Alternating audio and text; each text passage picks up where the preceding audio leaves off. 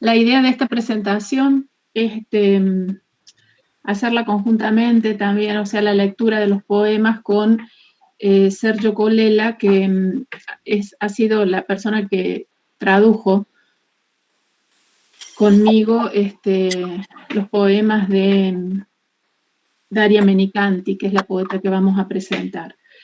Pero Sergio se va a sumar un poco más tarde, así que en el caso de que no llegue a sumarse, bueno, participará luego de los comentarios y Francesca, Sofi, Muriel van a realizar la lectura de los textos. Antes de eso, yo quisiera presentar la figura de Daria Menicanti, que no es una poeta reconocida, o sea, no es de las poetas italianas más reconocidas, o sea, es una buena poeta, pero es una poeta que justamente porque no goza de un reconocimiento en primer plano, nos parecía importante presentarla, ¿no? Daria, y además porque forma parte de un grupo de poetas de un proyecto que nosotros estamos haciendo de traducción, junto con Sergio Colella. Hemos traducido ya algunos poemas de Antonia Pozzi y Daria Menicanti forma parte del grupo, del mismo grupo de Antonia Pozzi. Este grupo, bueno, antes que nada digo que Menicanti nació en 1914 y murió en 1993. Junto con Antonia Pozzi, formó parte del grupo de poetas y filósofos que se educó junto o bajo la tutela de Antonio Banfi, este importante filósofo italiano relevante y preponderante en los años del fascismo, en los años 30, que tuvo un poco a su cargo lo que se conoce en Italia como la Escuela de Milán, ¿no? Esta escuela filosófica de tradición iluminista que se inscribe dentro de la Universidad de Milán.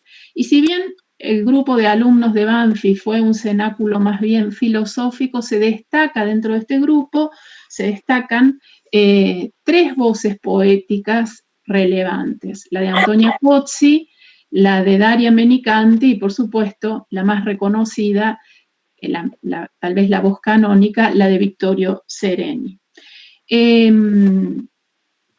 Este grupo que se formó, que estuvo bajo la tutela de Banfi durante los años del fascismo, que se formó dentro de las líneas del racionalismo crítico, estuvo también por esta impronta que Banfi dio a su cenáculo, siempre abierto a un cosmopolitismo de alcance europeo. Y esto es importante, ¿no? Porque si uno piensa que los años 30, estos años del fascismo, estuvieron siempre cerrados ante esta nueva tendencia del nacionalismo de Mussolini, la idea de que este grupo se forme a partir de la luz de otros escritores europeos es significativa porque redunda en beneficio de esas escrituras que se van consolidando. Y fue también esta una forma, por supuesto, de resistencia al fascismo. Menicanti se recibió, hay algunos micrófonos prendidos, disculpen, pero es como que hay un eco que...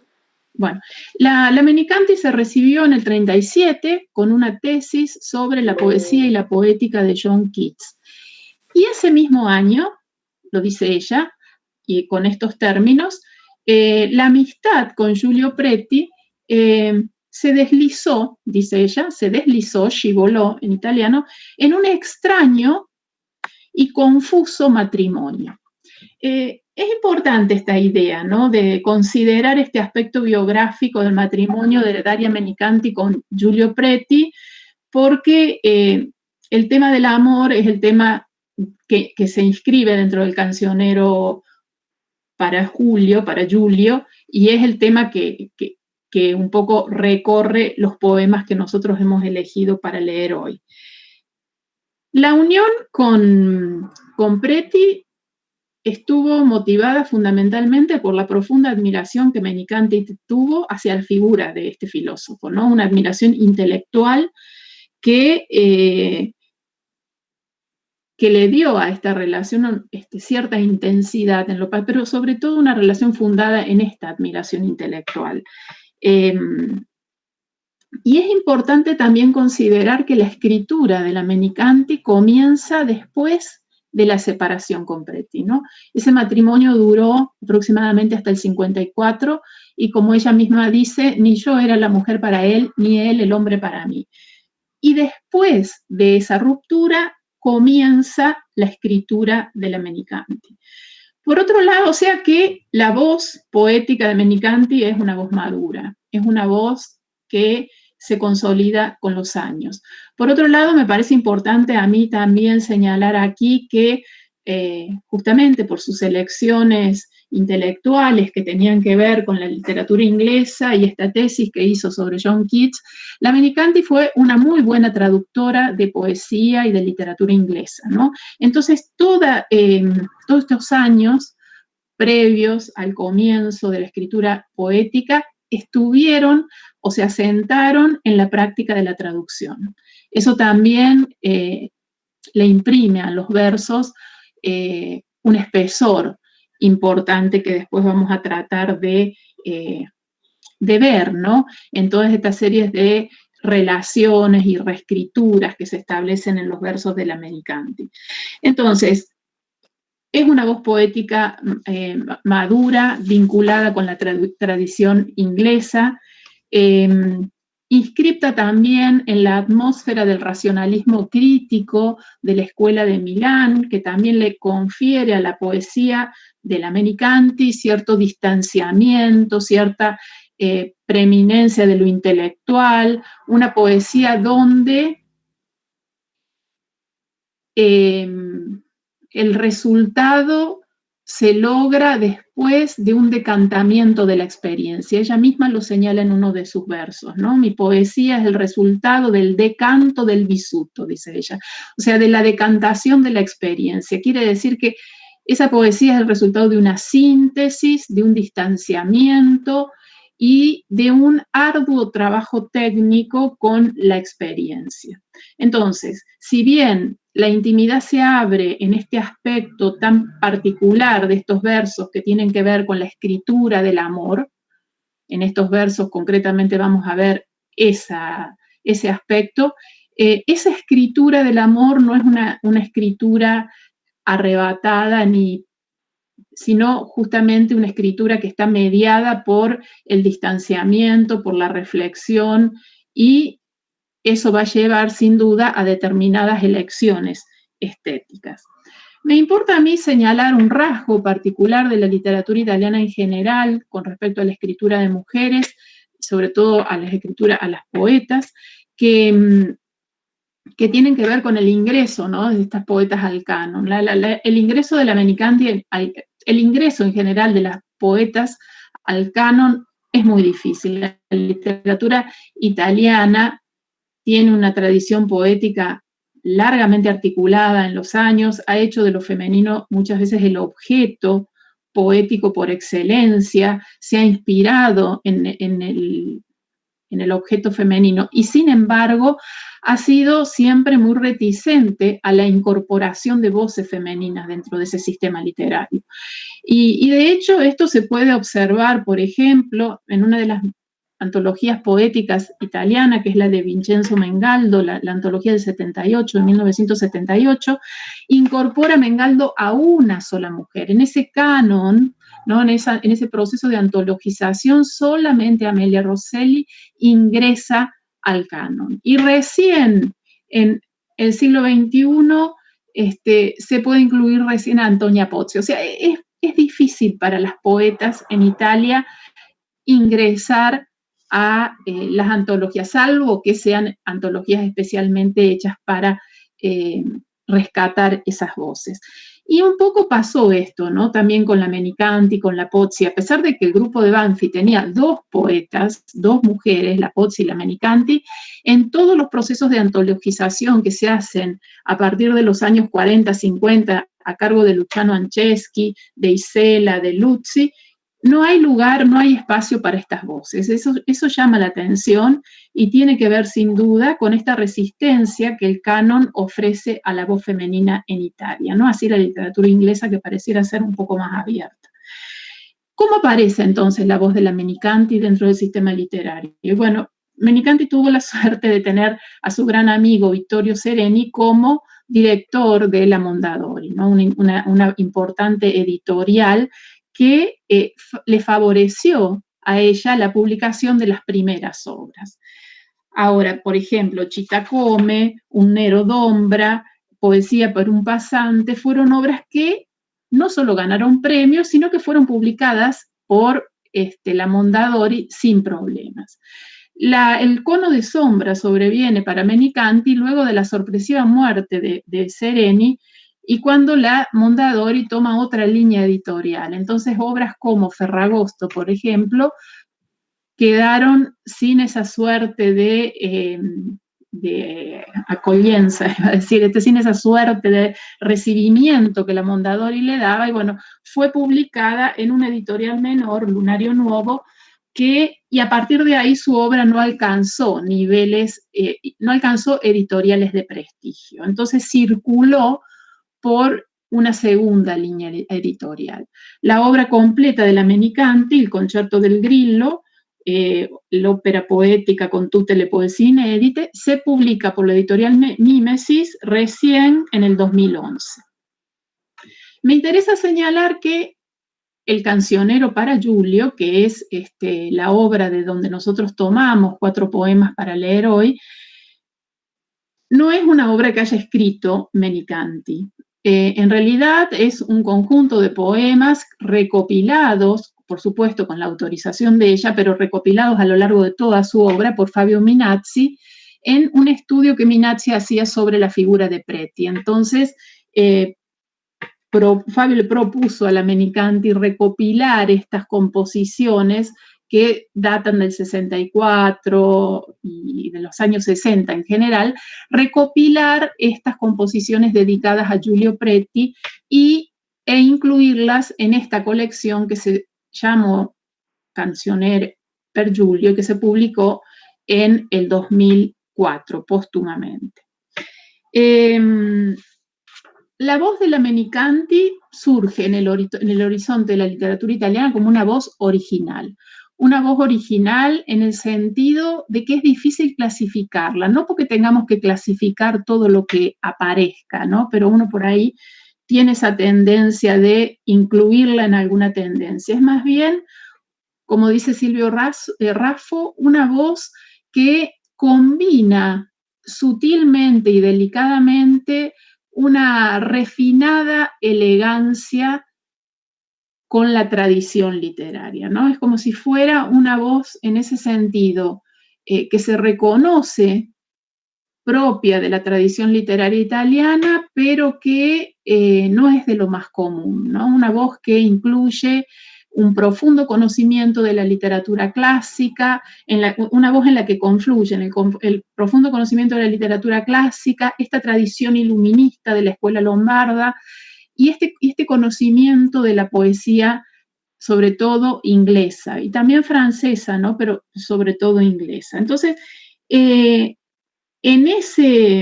esa confluencia se recorta la voz del Menicanti, que intenta siempre dar a su poesía, o podemos decir, reconoce en su poesía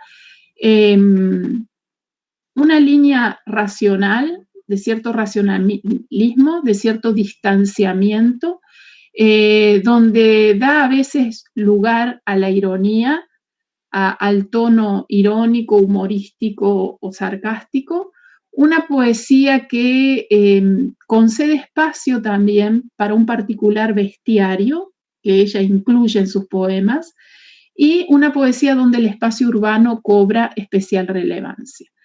Raffo que además de ser un atento lector de determinados poetas italianos y un conocedor de la literatura inglesa, asocia además la poesía de la Menicanti con la poesía de Keats, ¿no? Con la idea del poeta camaleónico, de esa voz poética que no se puede identificar plena, sino como una voz que se esconde detrás de imágenes, detrás de objetos, y que pareciera que presenta una poesía de imágenes, ¿no? Una poesía donde el yo lírico desaparece. Entonces, a diferencia de su compañera de grupo, Antonia Pozzi, de su amiga Antonia Pozzi, la voz de la Menicanti es una voz madura, es una voz que aparece en la escena literaria después de una experiencia, no solo de vida, sino también de una experiencia intelectual. Entonces, esos dos elementos le dan un matiz bastante particular a su poesía y la distinguen, podríamos decirlo así. No sé si alcanzó a entrar Sergio, si Sergio está ya entre los presentes. Si no, les pido a Francesca y a Sofi tal vez que empiecen a leer los poemas. Podemos comenzar con el epigrama 4. ¿Lo leo, Silvia? Sí, sì. Epigramma 4. Mi chiedi come passo il tempo, come vivo quassù, lontana, mortalmente colpita da un triste amore per la umanità, come traverso gli anni verso una meta di silenzi. Muriel, ¿lo lees o Sofi lo leen en español? Sí, ahí lo leo. Epigrama 4. Me preguntás cómo paso el tiempo, cómo vivo aquí, alejada. Mortalmente herida por un triste amor a la humanidad, corro a través de los años hacia una meta de silencios. Leemos todo y después hacemos los comentarios. Posso leggere il seguente se vuoi, Fra? Sì, Sofi. Ok. Sogno.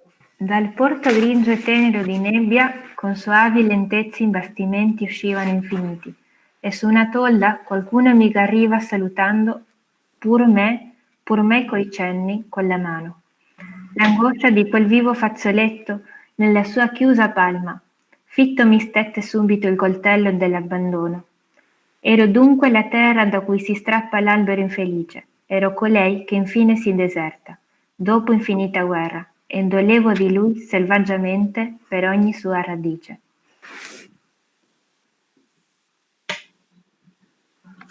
Bien, ¿leemos solo questo? Ah, no, la traducción, perdón, en español. Ahí voy. Sueño. Del puerto gris y leve de niebla, con suaves demoras navíos se iban infinitos, y desde la cubierta alguien me saludaba gritando a mí con gestos de la mano. La angustia de ese vivo pañuelo en su cerrada palma. Hondo me traspasó al instante el puñal del abandono. Yo era la tierra entonces de donde se arranca el árbol infeliz. Era la que al final se abandona después de infinita guerra. Y él me dolía salvajemente en toda su raíz.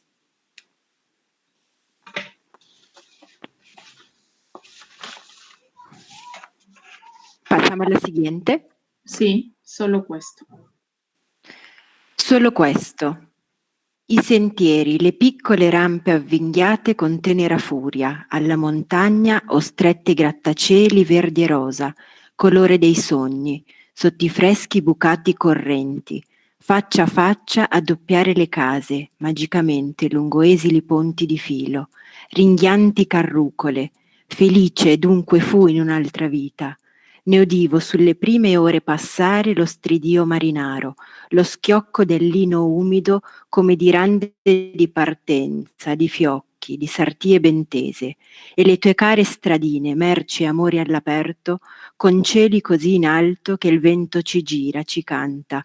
Solamente così, per questi pochi versi, le rivedremo, io e tu, per le mie vane voci ci passeremo ancora, noi, lontani, da esse e da noi stessi, come l'una da un'altra luna. Solo questo, di cose perdute un'ombra posso darti oggi, e pregare, come sogliono gli atei pregare, per te, per la tua vita divenuto un remoto sussurro, il Dio aggredendo con un patteggiare furioso, un promettere cieco, e in cambio la disperata esigenza.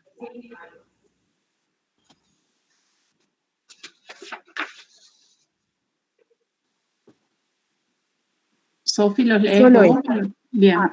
Como, No, como no sé, quieras, Sofi, ¿lo lees es vos? lo mismo, es lo mismo. Bueno, solo esto. Los senderos, las angostas pendientes, entrelazadas con tierna furia a la montaña o abrazadas a los rascacielos, verdes y rosados, color de los sueños, bajo la frescura de la ropa tendida frente a frente para copiar las casas, mágicamente a lo largo de delgados puentes de alambre, estridentes poleas. Feliz, entonces fue en otra vida, escuchaba temprano pasar el bullicio marinero, el chasquido del lino húmedo, como de las velas que parten de foques de escotas muy tensas. Tus preciadas callecitas, bienes y amores al aire libre.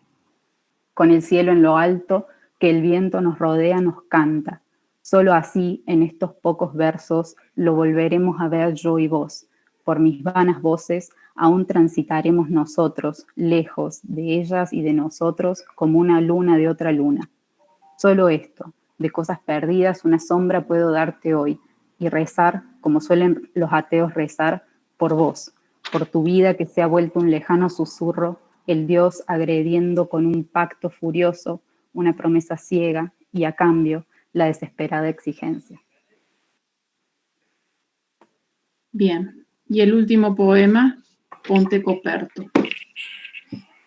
Dal ponte che si incurva con l'obliqua grazia di un tempo sotto il baldacchino di legno di mattoni d'arenaria, odore d'ombra di fresco salnitro.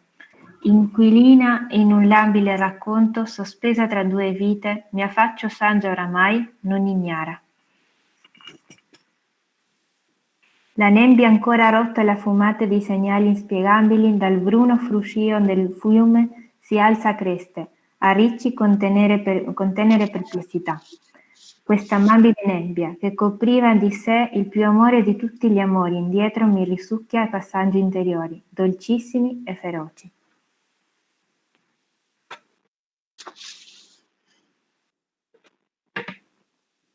Puente cubierto. Desde el puente que se curva con la oblicua gracia de un tiempo bajo el dosel de madera de ladrillos de arenisca, olor de sombra, de fresco salitre, inquilina en un cuento fugaz, suspendida entre dos vidas, me asomo yo sabia, no ajena. La niebla aún anuda fumatas de señales inexplicables del prado, susurro del río que se levanta con crestas, con rizos, con tiernas perplejidades. Esta adorable niebla, que cubría de sí el más amor de todos los amores, atrás me absorbe hacia paisajes interiores, dulcísimos y feroces. Bien. Esta breve selección de poemas tienen por objetivo mostrarnos un poco en qué consiste y de qué modo Menicanti escribe la experiencia del amor, ¿no? La experiencia de un amor que fue de se reconoce aquí cierto patos de la imposibilidad, ¿no? Pero siempre con cierto distanciamiento, con cierto control técnico de la emoción que nos permite hacer algunas consideraciones, ¿no? Pensaba, por ejemplo, en el primero de los poemas, el epigrama 4, y la elección de la forma epigramática. Una forma, para empezar allá aquí, uno advierte varias cosas que hemos señalado recién. Esta vinculación con la tradición grecolatina, ¿no? La voz epigramática es siempre una voz que intenta brevedad, que intenta control del sentimiento, pero que al mismo y que busca síntesis, ¿no? Hay acá presencias importantes de esa tradición, en esta suerte de vinculación y de escritura del amor, ¿no? Una vinculación con Catulo, con Safo, y cierta atmósfera de intimidad que se trata de lograr. Me preguntás cómo paso el tiempo, cómo vivo aquí alejada. Este diálogo íntimo con esa presencia, con ese otro que ya no está, pero con el que se mantiene una relación, ¿no? Y al mismo tiempo, en la próxima estrofa, la condensación de la emoción mortalmente herida. Por un triste amor a la humanidad, corro a través de los años hacia una meta de silencios.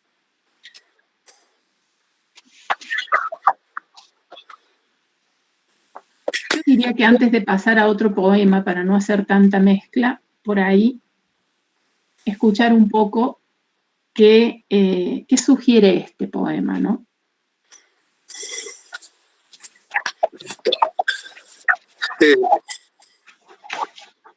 Sí, acompañando lo que vos estabas diciendo, Silvia, la forma, en esta etapa, es una etapa de fuentes presentes y de clasicidad, como decía Solmi en Menicanti, el tema de la muerte y del amor presente, esa tensión la hace a ella de alguna manera parte de toda la tradición, no solo poética italiana, sino universal.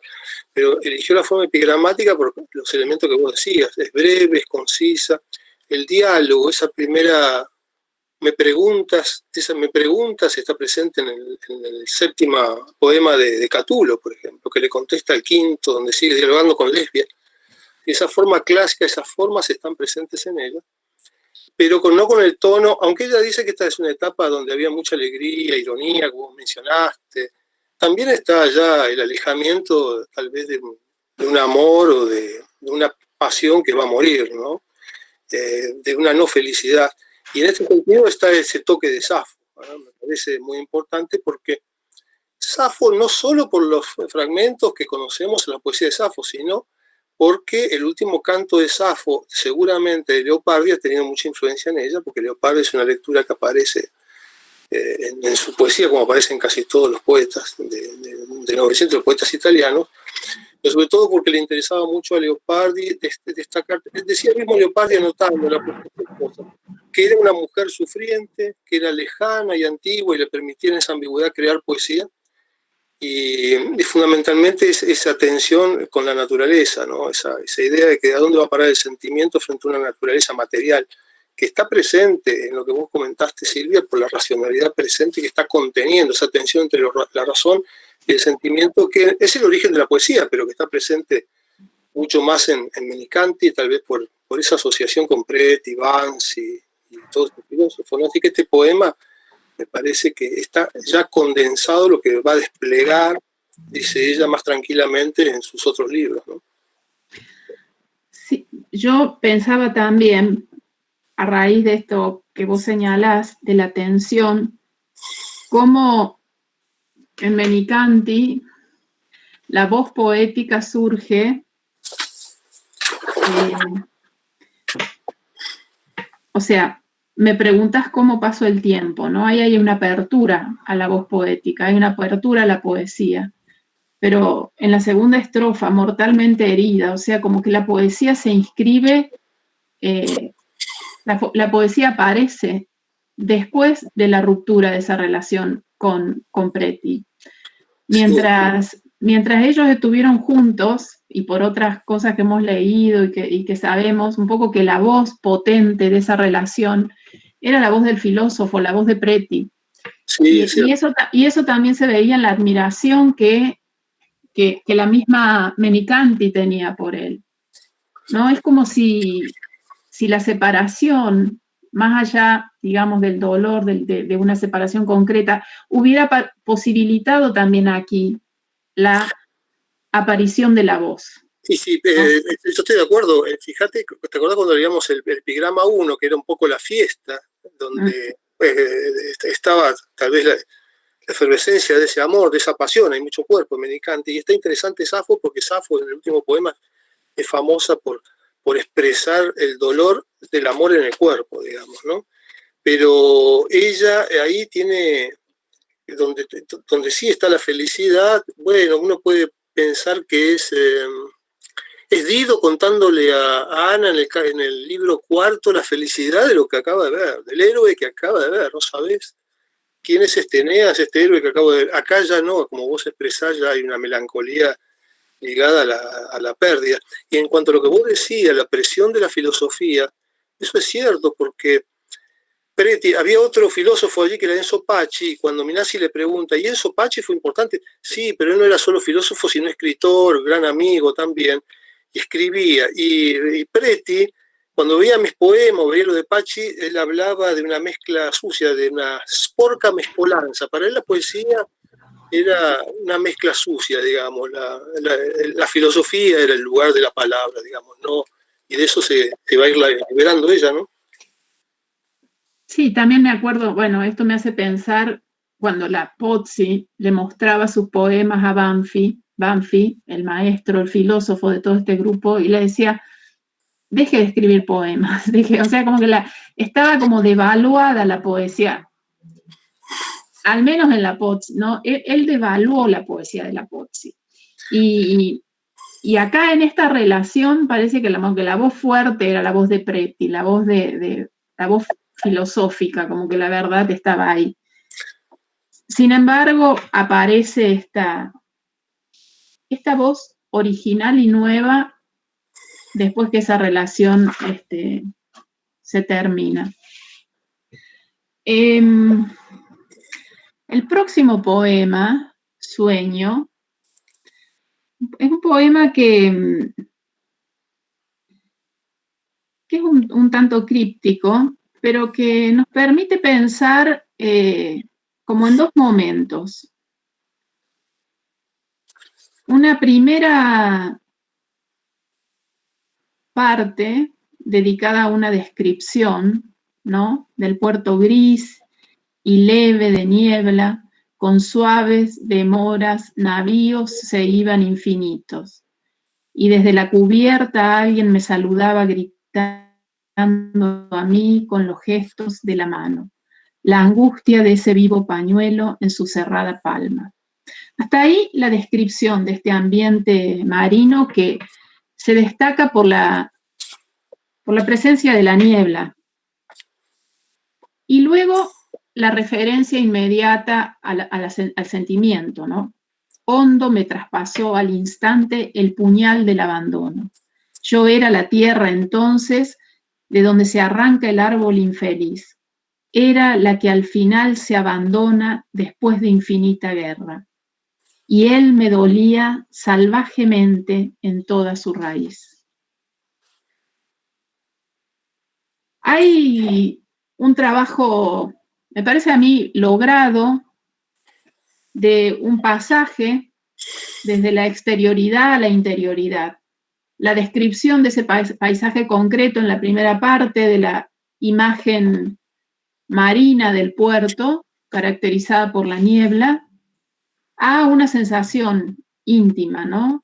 La sensación de una posible declinación del amor, el amor doliente, marcado por el abandono. Además, a mí me llama la atención cómo se va acercando la cámara y acercando la emoción también, porque alguien me saludaba gritando a mí con los gestos de la mano, ¿no? Alguien. Ni siquiera está determinado quién es ese que saluda a lo lejos, como si fuera una sombra. Luego la emoción se concentra en el pañuelo, ¿no? En el vivo pañuelo, en su cerrada palma, y luego ya ingresa ese espacio personal, ese espacio íntimo, pero hay como una especie de nivelación de la emoción, del sentimiento, que creo que está muy bueno. Sí, a mí ya hablábamos sobre la presencia de la niebla, que está aquí y va a estar en otros poemas, ¿no? Y yo recordaba el poema de Keats, que Keats debe haber sido una lectura incorporada por ella al cuerpo, digamos, trabajó sobre Keats. Cuando hay un poema de Keats que dice, léeme, o dame una lección, musa, dame una lección en voz bien alta. Y la musa le responde a él que en realidad mire al cielo, o lo que el hombre interpreta como cielo, mire hacia el abismo del infierno, mire alrededor, el mundo está lleno de niebla. Y el poeta vive en la niebla y mirando en esa niebla va a tratar de sacar un significado a las cosas, ¿no? La niebla, esa presencia de niebla, a mí me parece que sí, hay una separación del amor, pero también es una constitución de ella como poeta, porque esa separación, que es triste, en realidad es feliz en el sentido que ella se va a afirmar como mujer y como poeta. Este lugar que vos destacaste, Silvia, de la opacidad de la mujer en la poesía italiana, bueno, ella lo expone desde el punto de vista personal, pero no como poeta solamente, sino como mujer, como persona, porque la presencia de Preti, cuando ella describe a Preti y termina, es decir, hay dos cosas que dice que me parecen interesantes. Ella en una letra en mayúscula dice, cuando hay crisis intelectual, matrimonial, de todo tipo, dice, sí, pero yo era una mujer, no podía entender. O sea, eso lo dice en mayúscula, como una ironía enorme. Y después dice algo, a mi selvaggia ansia de libertad, o sea, tenía una salvaje ansia de libertad. Salvaje por ese último verso que aparece allí, ¿no? Salvajemente en toda su raíz, y raíz y árbol, porque él dice de Julio que todo lo que tomaba lo tomaba hasta la raíz, digamos, ¿no? Charlábamos sobre eso, lo vamos a ir viendo. Entonces él se está apartando de ese árbol, se está apartando de esa raíz salvajemente, porque se está constituyendo como poeta, digamos, donde la poesía para este compañero era esporca, era sucia, digamos, ¿no? Así que me parece que ese navío que se va, me hace acordar la nave va de Fellini, ¿no? Pues lentamente y en medio de la niebla, ¿no? Una metáfora. Es como, a la vez que es una separación, es como una recreación de ella misma. Y es el poema es como que tiene un recorrido de la niebla hacia la nitidez, me parece, ¿no? Bien. Sí. Sí, porque hay una afirmación de su sentimiento, claro. ¿Y cómo leen? Bueno, ahí Lucía estaba escribiendo algo. ¿Cómo leen que se llame Sueño el poema? ¿Cómo? Digo, porque el poema se llama Sueño, ¿no? Yo lo puedo leer como que hay un despertar de ese sueño, digamos. O no es toda vigilia de los ojos abiertos tampoco, digamos, ¿no? Tal vez es un despertar, es una ensoñación. A mí me parece, ¿no? Sí, a mí me parece que la idea de la ensoñación está en esa primera parte, pero por como es la poesía de la Menicanti, que es una poesía que profundamente, o sea, que busca la inteligencia de la pasión, o sea, siempre busca clarificar el sentimiento, la afectividad. Por eso decía yo, me parece a mí que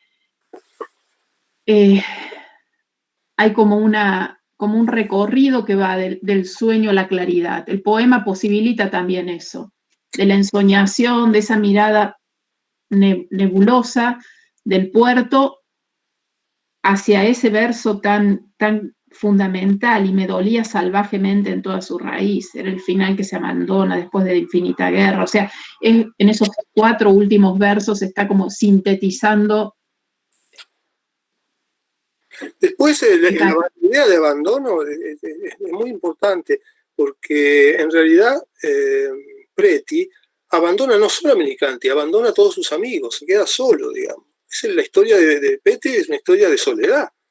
porque rompe con todos los amigos, y para ella, para Daria, la amistad de lo eterno, digamos, es eterno, mucho más eterno que la pasión, porque la pasión tiene un límite, pero lo verdadero, dice ella, es la amistad.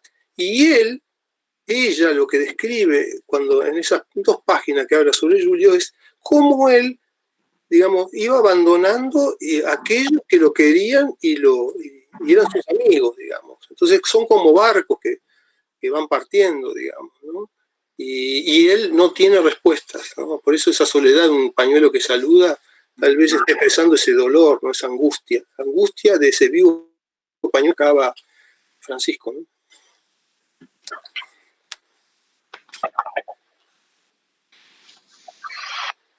Y el cambio de tono que vos señalaste, Silvia, me parece muy importante. La primera, que es melancólico, reposado con salvaje, infeliz país, infinita guerra, el puñal del abandono. Parece que hay una acción en los últimos versos. Tiene nada que ver con la primera parte, ¿no? Hay otro ritmo, otra cualidad.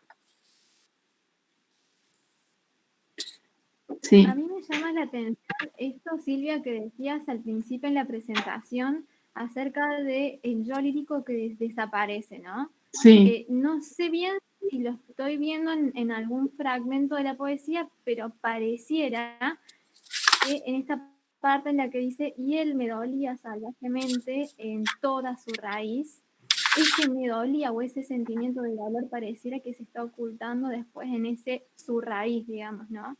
No sé si quizás va por ahí o me podés mostrar un poco más. Espero.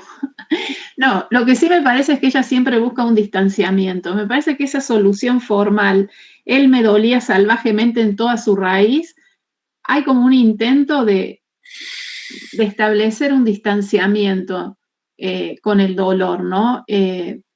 Lo dice, pero lo dice de una manera en la que parece que el que dolía era él y no ella la que sufre el dolor. Yo lo veo en eso, ¿no? Y lo veo también en esa elección en general de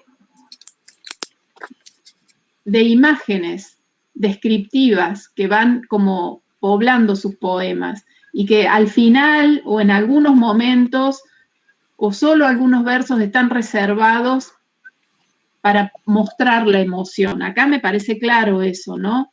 Esa primera parte que alude a una descripción clara y que da paso luego a la interioridad, pero a su vez una interioridad que se ve de algún modo que no intenta mostrarse de todo o que intenta mostrar un distanciamiento.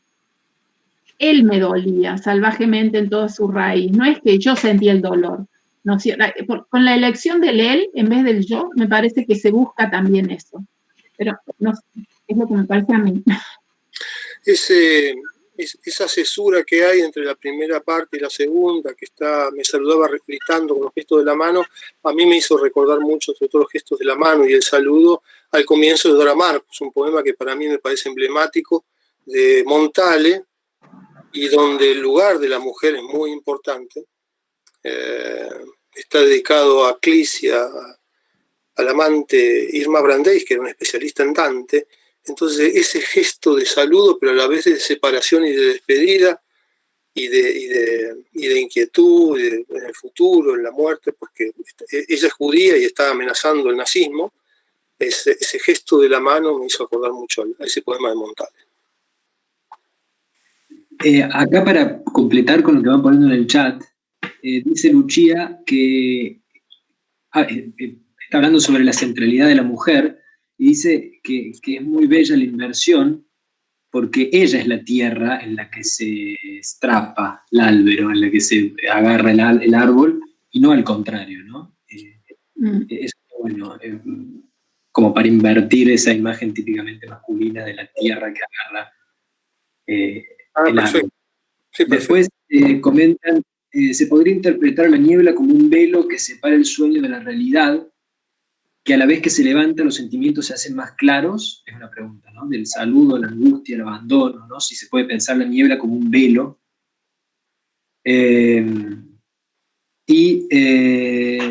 Bueno, y otro que necesita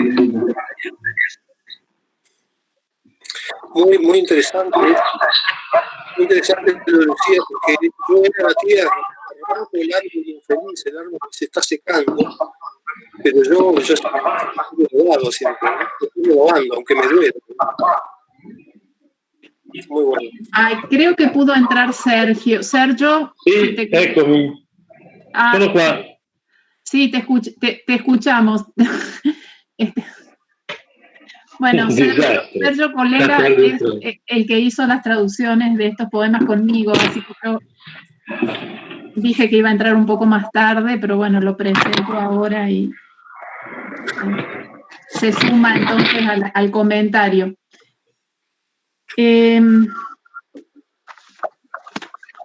Bueno, solo questo es... estaba comentando también Erika que, claro, sí, esa expresión, donde está dolevo di lui, que es difícil, es una inversión que es difícil de traducir, ¿no? Es como si el dolor, de quién es el dolor, ¿no? dolevo di lui, sí.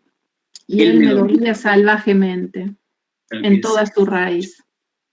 Esa es la solución que encontramos con Sergio, pero no sé cómo lo hubieran hecho nuestras amigas de Brasil. Y dice Lucía que está bien la traducción. Ay, gracias, Lucía. Bueno. Bien. Bueno, ahora viene un poema que es un poco más, creo que es más críptico que el anterior, más críptico que Sueño. Que en el que yo puedo distinguir, bueno, no yo, se pueden distinguir tres momentos. Bueno, yo digo un poco lo que a mí me parece y después ustedes, por supuesto, refutan o agregan. Tres momentos que tienen que ver con una primera parte en donde pareciera haber una descripción de un paisaje urbano indeterminado, ¿no? Los senderos, las angostas pendientes, entrelazadas con tierna furia a la montaña o abrazados a los rascacielos verdes y rosados, color de los sueños bajo la frescura de la ropa tendida, frente a frente para copiar las casas mágicamente a lo largo de delgados puentes de alambre, estridentes poleas. Feliz entonces fue, bueno, hasta ahí, ¿no? Me parece que hasta ahí está esta primera secuencia que alude a una postal urbana, que en la poesía de la Menicanti es recurrente. Para recluirse luego a una postal náutica. Feliz entonces fue en otra vida, escuchaba temprano pasar el bullicio marinero, el chasquido del lino húmedo como de las velas que parten, de foques, de escotas muy tensas. Tus preciadas callecitas, bienes y amores al aire libre, con el cielo en lo alto, que el viento nos rodea, nos canta. Ese motivo náutico que es importante en los poemas para Giulio, porque, bueno, Giulio era un apasionado también de la náutica, ¿no? Era un apasionado de muchas cosas, y como decía la Menicanti, a todas se apasionaba hasta el final. Le gustaban las bicicletas, le gustaba el ciclismo y se compraba las bicicletas más caras, y los barcos, y las lapiceras, ¿no? Y vivían endeudados por esta compulsión de comprar y de tenerlo mejor, y de... que sobre todo alude a esta personalidad, como que quiere llegar al fondo de la emoción, ¿no? Y de vivirla plenamente. Pero ella construye aquí, con estos motivos náuticos, imágenes significativas, para ir luego a una última parte que alude a la nostalgia. Solo así, en estos pocos versos, lo volveremos a ver yo y vos. Por mis vanas voces aún transitaremos nosotros, lejos de ellas y de nosotros como una luna de otra luna. Solo esto de cosas perdidas, una sombra puedo darte hoy, y rezar como suelen los ateos rezar por vos, por tu vida que se ha vuelto un lejano susurro, el Dios agrediendo con un pacto furioso, una promesa ciega y a cambio la desesperada exigencia. Me parece que otra vez está aquí transformado en motivo lírico el tema del abandono. Y además inscripto en esta imagen náutica, que a mí no me parece menor, ¿no? Porque tiene como reminiscencias clásicas. A mí me parece muy, muy interesante el mundo que ella crea en la primera parte, como vos describiste, que tiene que ver con toda la poética de Menicanti, que era una humanidad donde estaban todos los objetos vivos, inanimados, no solo los hombres, y que ella diseminaba a la manera de lo que pretendía Keats, esa poesía en todos los objetos, haciéndose carne en todos los objetos. Esa felicidad, digamos, que está dada por las velas, el bullicio, el chasquido, y lo vas a ver solamente a través de mi poesía, le está diciendo en realidad. Vanas voces, porque todas estas imágenes solamente van a vivir en mi poesía. En realidad, si parecen descripciones de felicidad, toda esa suma de acciones marineras, si, como vos bien dijiste, te compraba hasta tratado de navegación, no solamente un barco, también la presencia de todos los aprestos marineros a mí me hace acordar el abandono de Eneas cuando bien temprano a la mañana, antes de que se despierte Dido, prepara todo para irse, digamos, ¿no?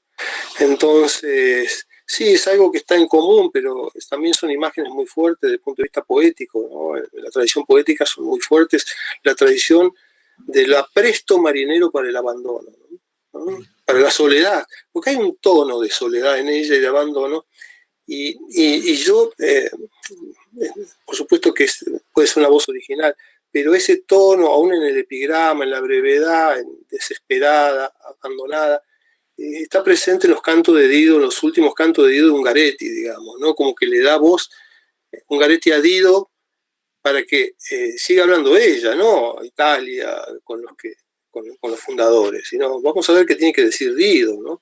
Me parece que ese tono es un tono que las poetas lo toman, y el Menicanti, porque es para darle continuidad a esa voz, digamos, las mujeres que tienen mucho que decir, me parece. A mí me impresiona mucho cómo se manejan en este poema como si fueran diferentes niveles de intimidad, ¿no? Porque esa descripción con la que inicia, que refería recién Fernando, es muy fluida, ¿no? Es decir, no tiene puntos, los senderos, las angostas pendientes entrelazadas con tierna furia la montaña o abrazadas a los rascacielos verdes y rosados. Es como si fuera algo muy fluido. Y luego un paréntesis, ¿no? Que ahí incluye un nivel de intimidad mucho mayor que aparece casi medio que de improviso, digamos, en el medio de esa descripción tan fluida, ¿no? Feliz, y esto me parece genial, entonces fue en otra vida, ¿no?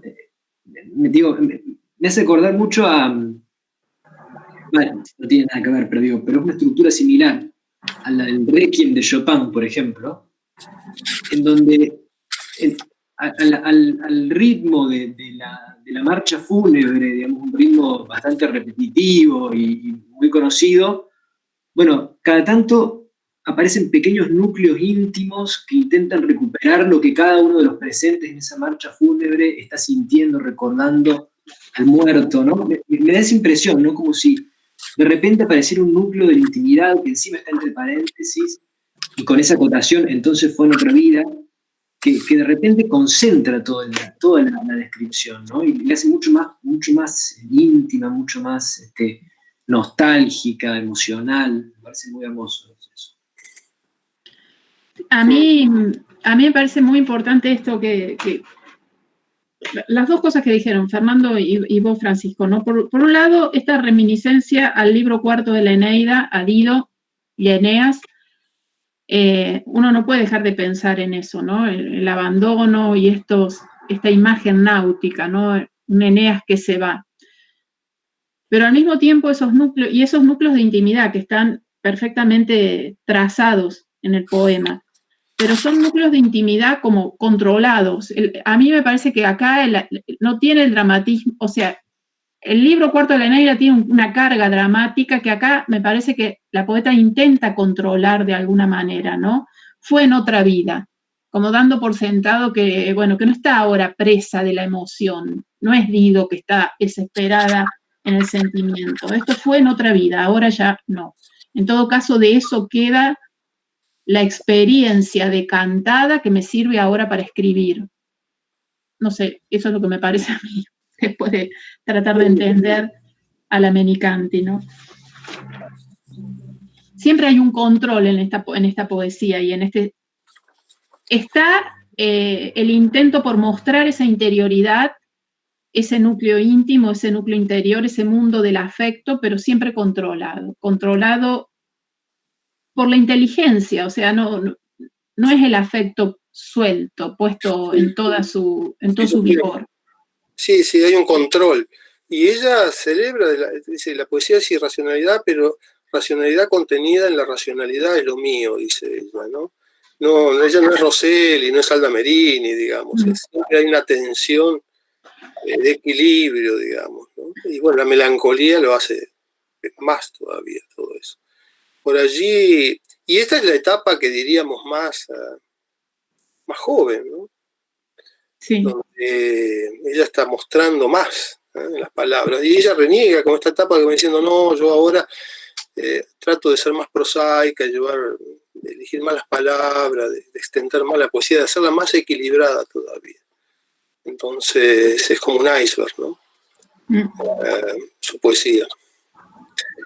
Pero está muy bien construida, es una poesía muy bella, porque al final, como una luna de otra luna, solo esto de cosas perdidas, una sombra puedo darte hoy.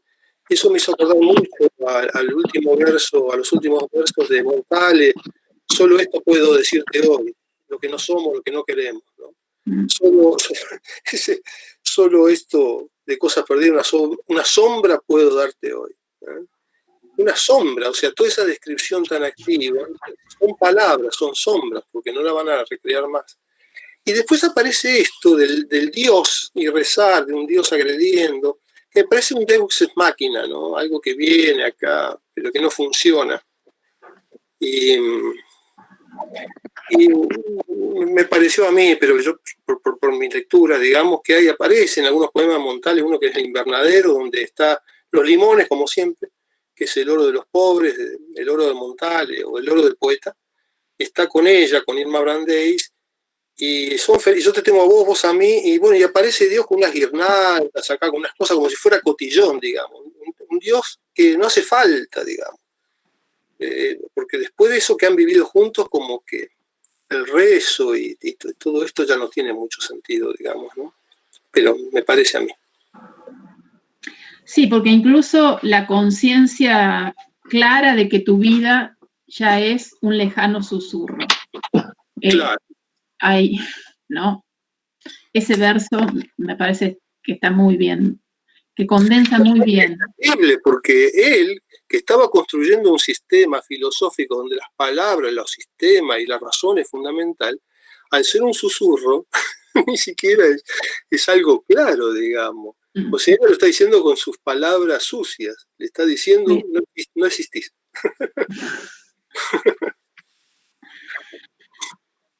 Bueno,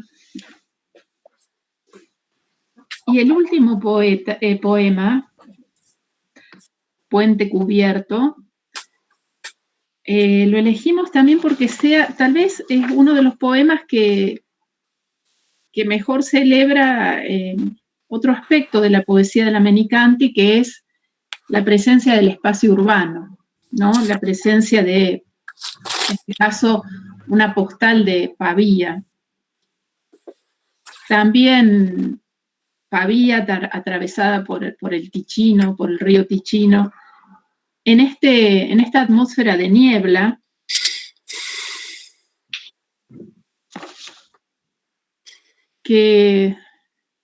bueno, que envuelve también estas sensaciones, estas festividades.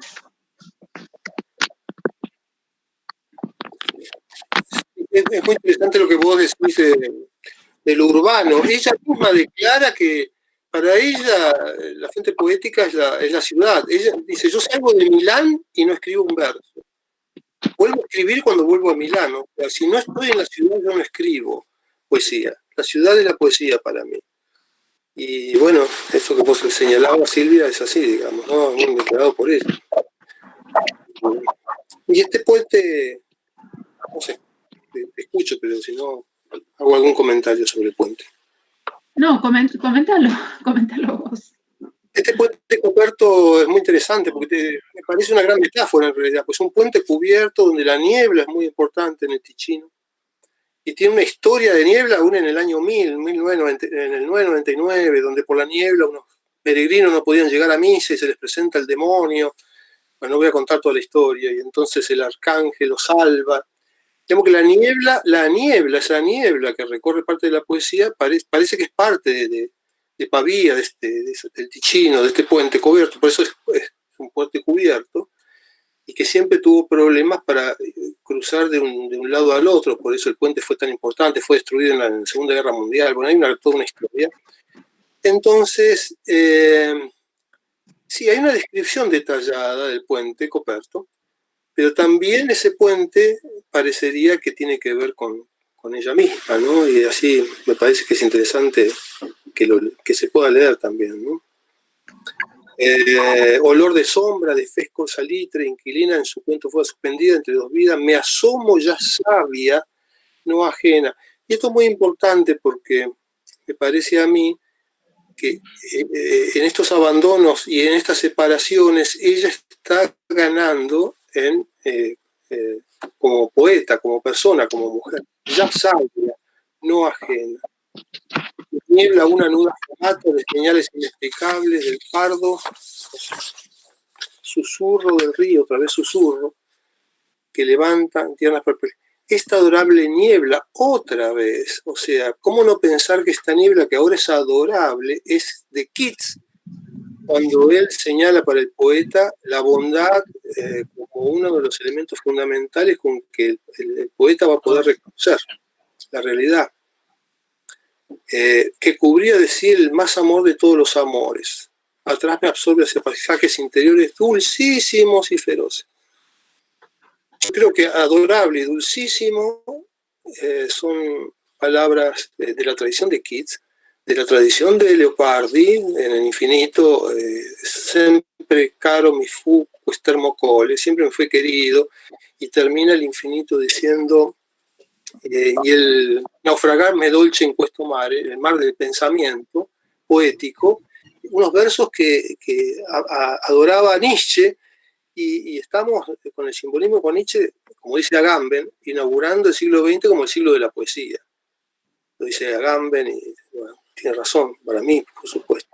Entonces ese dulcísimo, ese mandato de lo adorable y lo dulce que manda Keats, que vuelve a señalar en Leopardi y que está presente en Menicanti, porque la palabra dulce y esta contención parecería dulcificar las cosas y hacerlas más dulces.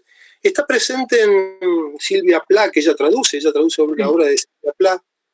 Tiene unos versos, Silvia Plath, bondad, bondad que andas por mi casa recogiendo los pedazos.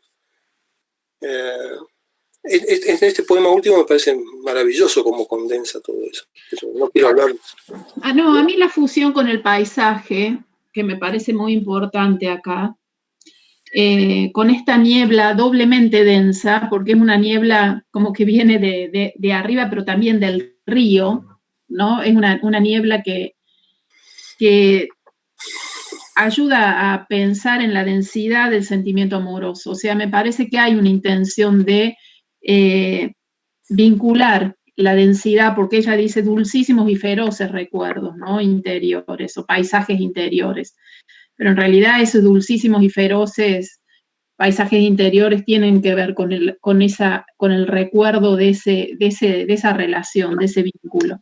En una niebla doblemente densa, doblemente espesa. Sí, a mí sí, yo estoy de acuerdo. Pero a mí me parece que aún en ese dolor se está construyendo, porque además si pensamos en Leopardi, a través del dolor está la conclusión de poeta, ¿no? Y el dulcísimo es una palabra muy fuerte en la tradición poética italiana. Si uno piensa que la despedida de Dante, cuando ya no entra al paraíso, cuando está convertido, pero ya está a la vuelta y no lo ve a Virgilio, dice, Virgilio usa el nombre propio, Dolcissimo Padre, ¿no? Dulcísimo nos tiene que sonar, me parece a mí, de una manera mucho más fuerte cuando es usada en la poesía, en ese sentido, ¿no? Y feroz es una palabra muy fuerte que sí puede ser, como vos decís, Silvia. Yo recordaba Fede Feroce de Montale, pero porque me quedó esas dos palabras para identificar el peligro y el sufrimiento nazi de la guerra. En Dora Marcus, entonces yo siempre lo recuerdo, ¿no? Entonces, dulcísimo y feroz a la vez, es extremadamente poético. Bien. Ay, yo no quiero no pasa más. apurar a nadie, pero tenemos que respetar no sé si alguien quiere decir algo más, si no, tenemos que dar la palabra al próximo bloque. Ahí Silvia hay un comentario en el chat. Yo quería solamente hablar sobre una pequeña impresión que tuve del primer poema, y que quizás está un poco relacionado con lo que ustedes decían acerca del control de esa intimidad a partir de lo inteligible, de la inteligencia. Y en ese primer poema es como que hay como una especie de marco, ¿no? La primera estrofa es como si marcara en el tiempo y en el espacio el sentimiento que viene después de la segunda estrofa. Ay, no entendí. ¿No se me escucha?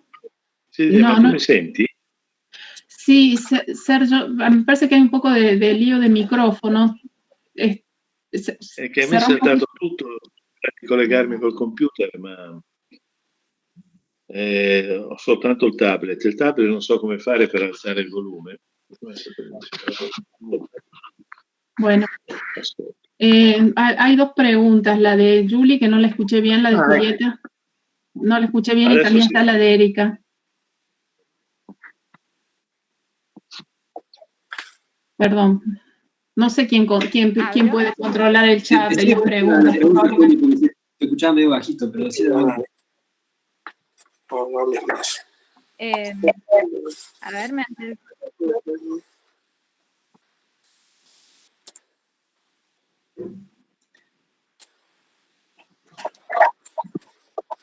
Hay preguntas en el chat y hay preguntas que se quieren hacer, no sé si ahora o después, no sé cómo vamos con el tiempo.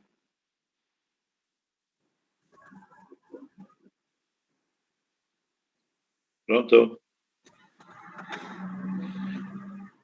¿Pronto? Sí, yo creo que hay, como dice Erika, es verdad que dije que hay un intento de control de la emoción en la forma en general. Se intenta controlar, y Erika me pregunta si tal vez el dolor es algo incontrolable, que escapa a la razón y a la forma. Puede ser, no sé, vos Fernando, ¿qué pensás con respecto a eso? Que el dolor, yo no sé si está totalmente controlado el dolor se escapa. No en esta etapa, me parece. En esta etapa me parece que no, Silvia. Esta es la etapa, inclusive recordar cuando el epigrama 1 y otros epigramas donde ella, hay una felicidad, está expresando a través de formas a veces clásicas una libertad de expresión que después sí fue controlando, ¿eh? Pero en los otros libros, digamos, ¿no? Ella hay que acordarse, bueno, creo que lo mencionaste, que ella empezó tardíamente a escribir en realidad, ¿no? Y que fue una profesora, una docente gran parte de su vida, ¿no? Su Y se nota esa manifestación, destacando sobre todo que la parte de la poesía más reflexiva y más racional es la que ella más celebra.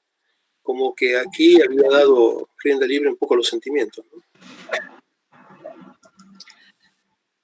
Tan controlada no la veo.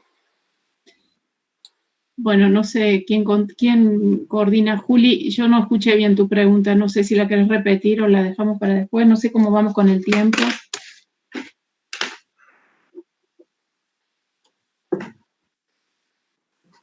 Ma avete già letto le poesie, quindi tutte quante? Sì, Sergio, sì, già.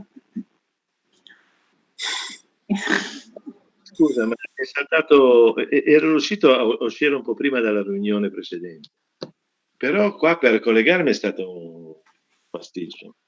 E poi mi è saltato, quando sono uscito, mi è saltato tutto, e ora sono col tablet, però il tablet...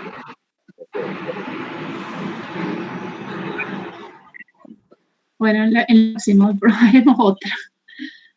Bueno, no sé. Dico, la leggero in italiano o in spagnolo?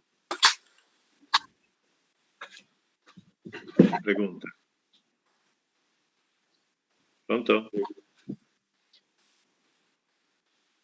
Son 4:15, Silvia, ya. Bueno, sí, por eso estoy diciendo, si quieren, cerremos acá y ya pasamos al próximo bloque. Hace rato que lo estoy diciendo. Bueno, hacemos 5 minutos de pausa, ¿les parece? Porque el otro bloque arrancaba a las 8:15, no sé qué horas. A las 8, no, ya está bien. Bueno, entonces, ¿seguimos con el bloque directamente o hacemos una pausa? Diría que sí, porque si no, me parece